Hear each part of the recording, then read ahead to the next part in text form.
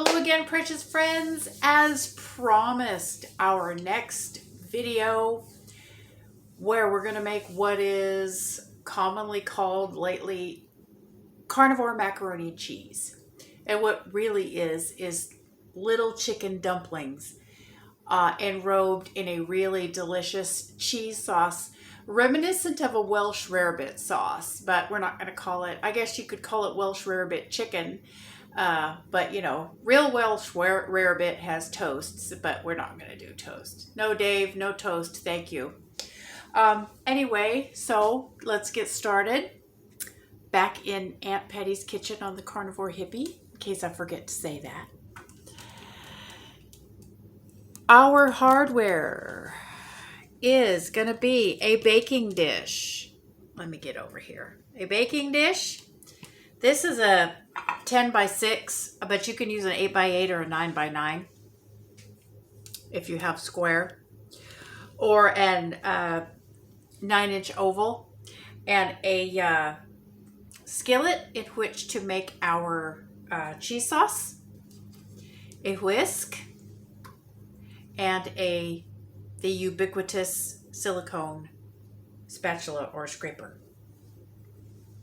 We also have a pastry brush for lubricating our pan, which is what we're going to be doing in a moment. And our ingredients, our software for our cheese sauce: a cup of heavy whipping cream, 3 ounces by weight of shredded cheddar cheese, or whatever cheese you like. You could use Gruyere, you could use mild cheddar, you could use provolone, you could use any kind of cheese you really wanted with this.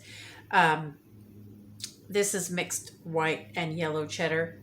Here is another half a cup. That's for assembly later. Let me forget that. Not right now. Going out of order, that gets me in trouble. We're going to be using about a teaspoon of Dijon mustard and about a teaspoon of Lea Perrins Worcestershire Sauce. Let me just reiterate again. I know I've said it before. If you're not using Lea Perrins, you're not using real Worcestershire sauce.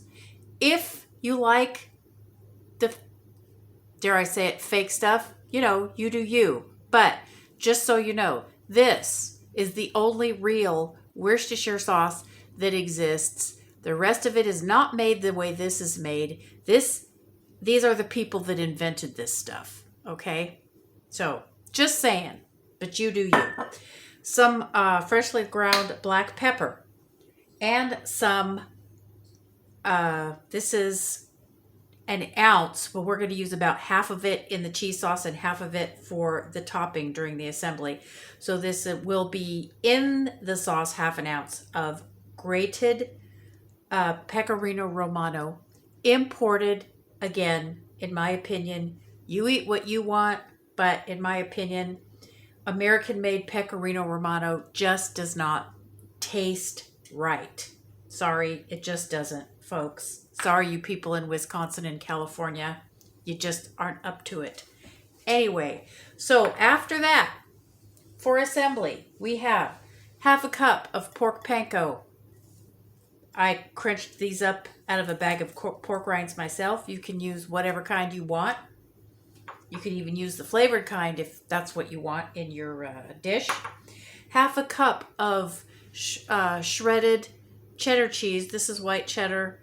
We're going to use this in assembly just to give the casserole itself some stretch. You know, when you take a forkful and you see the stretchy cheese, that's just so luxurious. And 3 tablespoons, or to your taste, of pre-cooked bacon bits.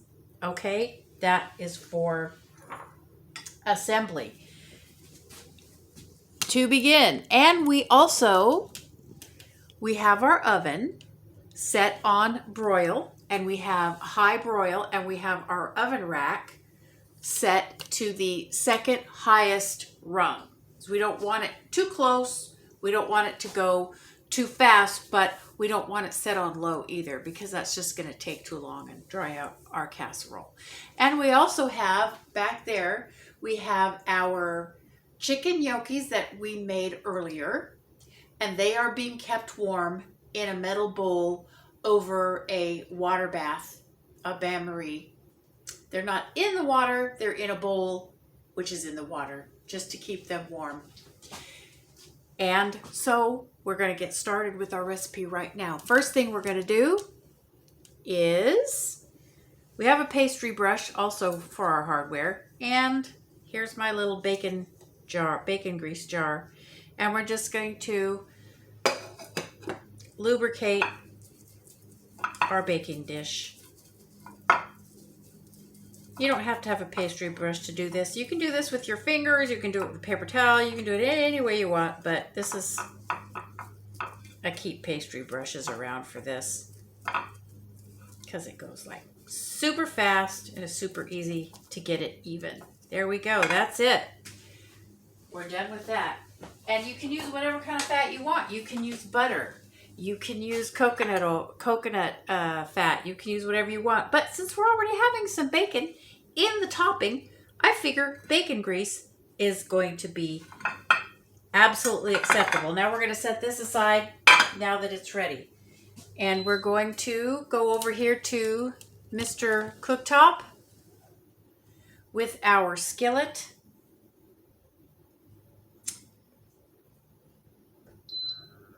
And we're going to set it, because we don't want it too hot, we're going to set it to about 280 degrees and give that a moment to get started.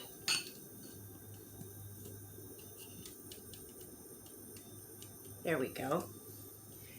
And into our pan to heat up nice and gently is going to go our cup of heavy cream.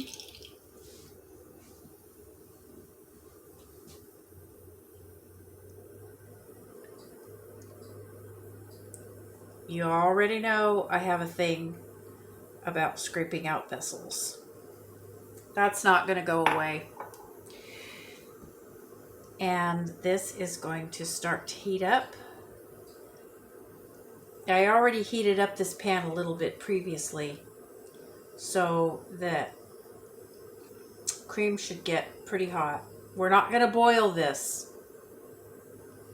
It's only going to get hot enough to melt the cheese and emulsify. If you let this get too hot, the cheese phase and the water phase, or rather the fat phase and the water phase of the cream will come apart, will unemulsify, and then once that happens, you're going to have grated cheese sauce. It's almost hot enough.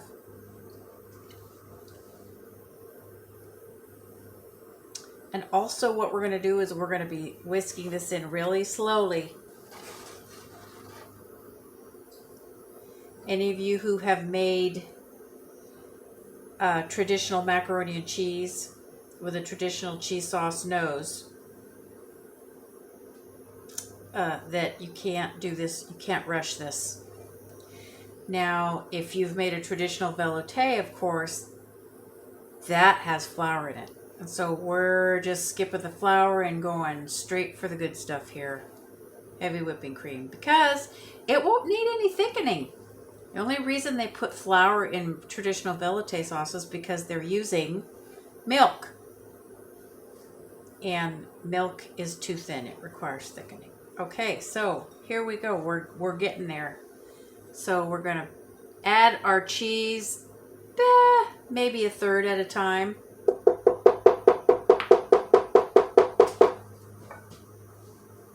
Oh, this is starting to boil, so we're going to back the heat off.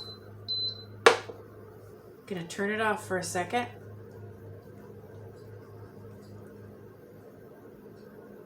Ordinarily, I would just lift the pan off the burner if I was on a regular stovetop, but Monsieur Cooktop bitches at me when I do that.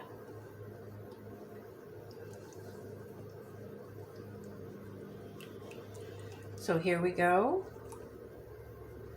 About a third of our cheese is whisked in, and in the meantime, our cooktop is cooling off just a little bit.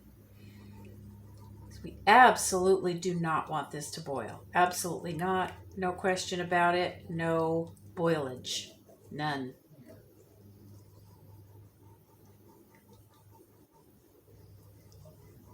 Okay, so that is good. So we're going to turn our cooktop back on. Power, temperature, and we're going to back this off to about 240 degrees just to make sure it doesn't get too hot. So, and another third of our shredded cheese. Finely shredded cheese melts faster.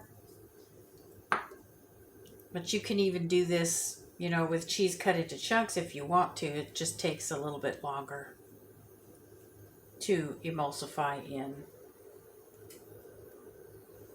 I've even done this with just chopping up slices of deli cheese, like semi-hard Swiss with a nice sharp flavor, Gruyere, deli cheddar.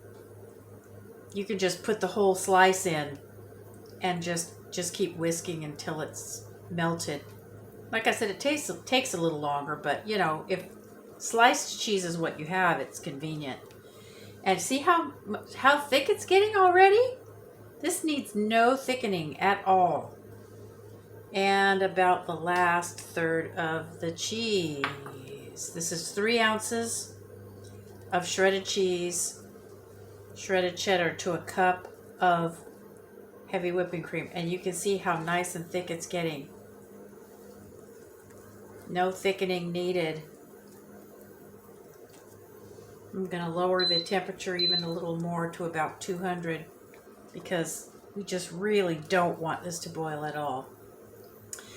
And now that we have this, we're going to put about half of this grated romano, pecorino romano, just because I like it. You don't have to have this, but I like it. Ooh, you're still boiling?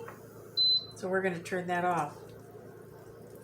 So the cooktop is apparently hot enough to finish our cooking. But if you saw the bubble, if you're doing this and you see bubbles, the pan is too hot. If you're on an induction top like this or a countertop model like this, just turn it off. The temperature will drop relatively quickly. If you're on a stovetop, especially if it's an electric burner, just lift the pan off the burner. So that's about half of our pecorino romano in there. Now we're going to use have to shake the mustard up. Going to use about a teaspoon of Dijon mustard and a teaspoon of Worcestershire sauce. This is what's going to give it that really traditional Welsh rarebit type of taste. And 3-4 grinds of freshly ground black pepper. Oh, I wish you could smell this. The smell of it just changes so radically and so deliciously when you put the mustard and the Worcestershire in it. Now, the reason this is so pale, obviously, is because I used part white cheese and part yellow cheese. If you like it to be super yellow, put a slice of American cheese in here. That'll make it super yellow. Like I've said before, I don't mind American cheese as long as it's the good kind that does not list vegetable oils on the label. It should have cheese, various and sundry kinds of cheese, and then a couple of binding agents like calcium something. Anyway, I'll have to look it up. I did a video on it early in the history of the channel. Calcium lactate is what I'm trying to say, and a couple of other things. But if it has vegetable oil, safflower oil, sunflower oil, cottonseed oil, soybean oil, any of those seed oils, yeah, no, you don't want that. Now, we're just going to leave this here on the warm burner, and we're going to assemble our topping. Pork rind, flour or pork panko, bacon bits, Romano cheese, toss.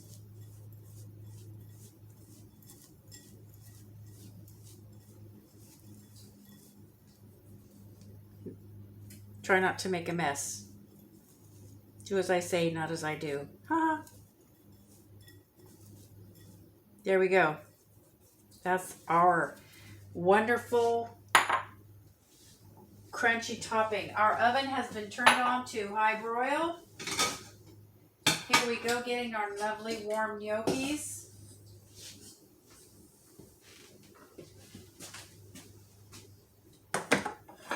And here is our baking dish. We're going to put about half of our gnocchis in the bottom of the baking dish.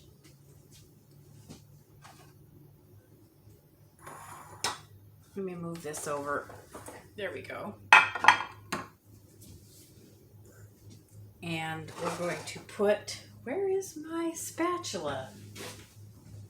Oh, I put it over here. Yeah, if I was ever actually, truly organized, I don't know what might happen. And we're going to put about half of our cheese sauce in here. Stir it around.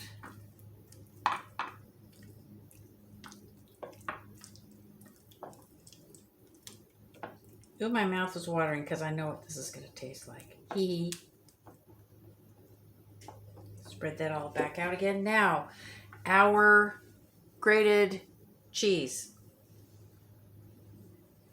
Just put it right, sprinkle on evenly as you can, or not evenly, whatever. It's your food. Do what you want. And we're going to pour. Oops. We're going to pour the rest of our gnocchis on top is what we're going to do.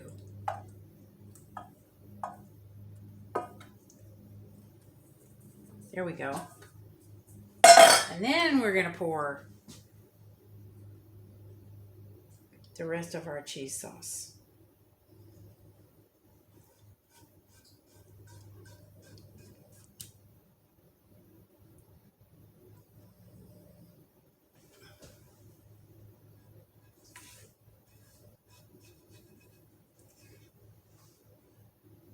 I suppose I could do it the other way around.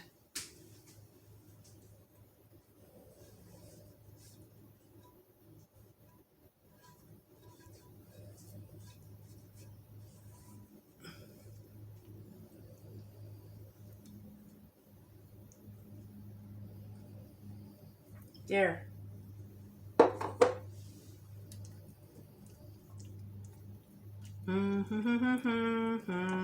If this doesn't look delicious to you, well, I guess it might not if you don't like cheese.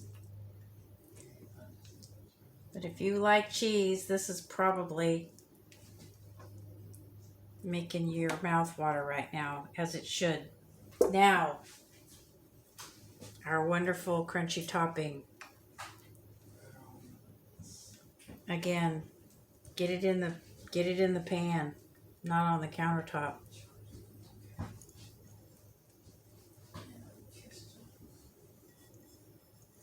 Get it in the pan.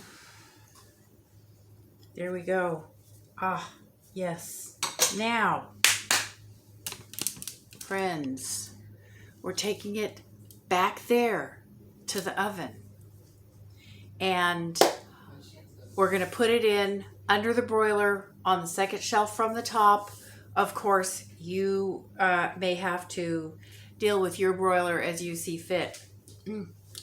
But mine gets pretty hot, so I want it a little bit lower. But here we go.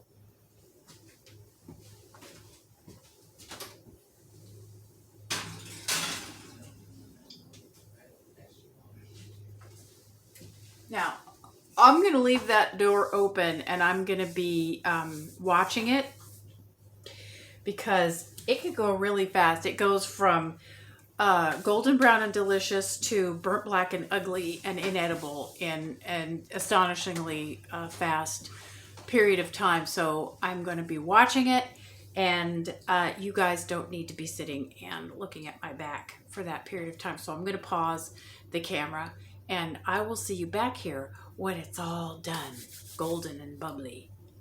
See you in a minute.